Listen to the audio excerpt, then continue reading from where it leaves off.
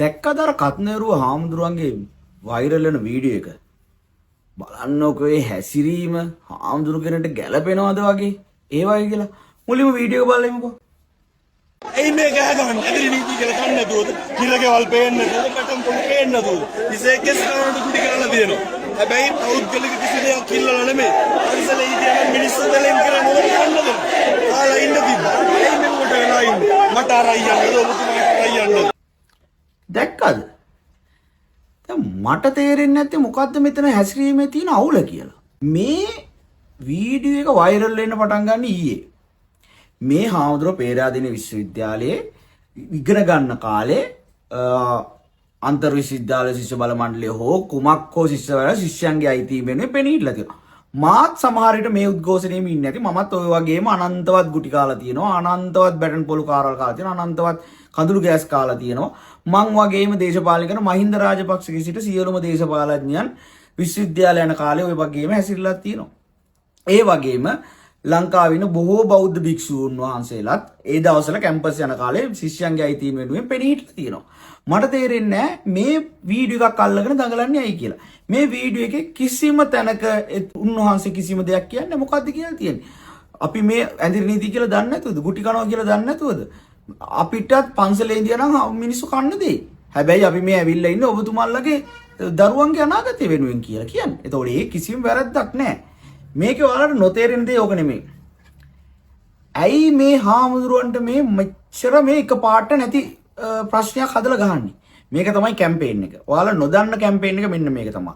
මේ හාමුදුරුවොත් එක්ක ලංකාවේ සෑහෙන්න බෞද්ධ අලුත් තරුණ තරුණියන්ගේ ප්‍රබෝධයක් ඇති වුණා. මොකද අලුත් තරුණ තරුණයන්ට මේ ඉන්න අලුත් ජෙන්ස්ලට මේ අලුත් ජෙන්ස්ලට දැන් අර මද්ද්‍රව්‍ය ඇති. ඒකෙන් ගන්න බැරි සතුට එයාලා තේරුම් ගත්තා. එයාලා මද්ද්‍රව්‍ය පාවිච්චි කරලා ඉවරයි.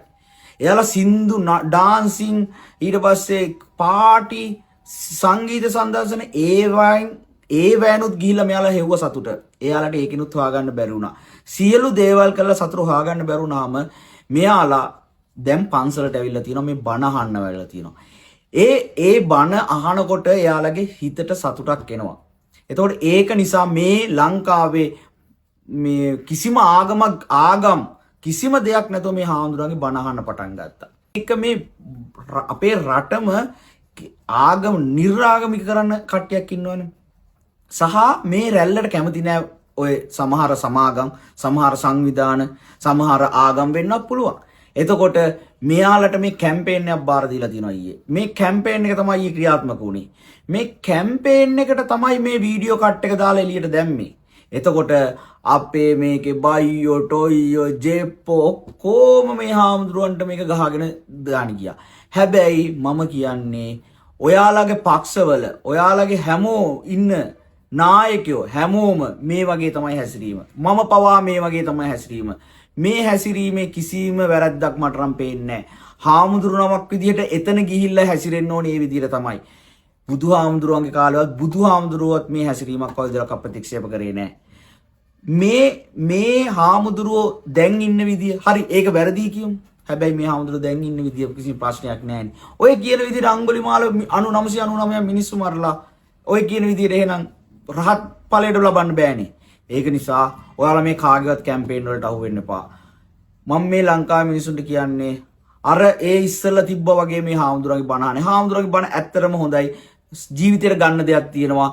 ඒ හැම දෙයක්ම ඇත්ත. මම මේ ආපු රැල්ලක් කියනවනම් කමක් නැහැ. ඒ රැල්ලට මම නම් කැමතියි. මොකද මේ රැල්ල යන්නේ නරක දෙයක් නෙමෙයි. මේ හාමුදුරුවෝ කියන්නේ මිනිස්සුන්ට යහමගට යන්න කියලා. මද්ද්‍රව්‍ය පාවිච්චි කරන්න එපා කියලා. මේ ලෝකේ සිදුවෙන දේවල් නෙමෙයි සිදුවෙන්නේ කියලා. ඒ වගේම දෙමාපියන්ට සලකන්න කියලා. දෙමාපියන්ට කියන්නේ දරුවෝ ගැන ඊට වඩා හොඳට හිතන්න කියලා. ඒක නිසා අපි හැම වෙලෙම කියන්නේ මේක වැරදි නෑ. ඔයාලා මේක බලන විදියයි වැරදි. අන්න ඒ විදිය අතර කරගන්න ඕනි කියලා.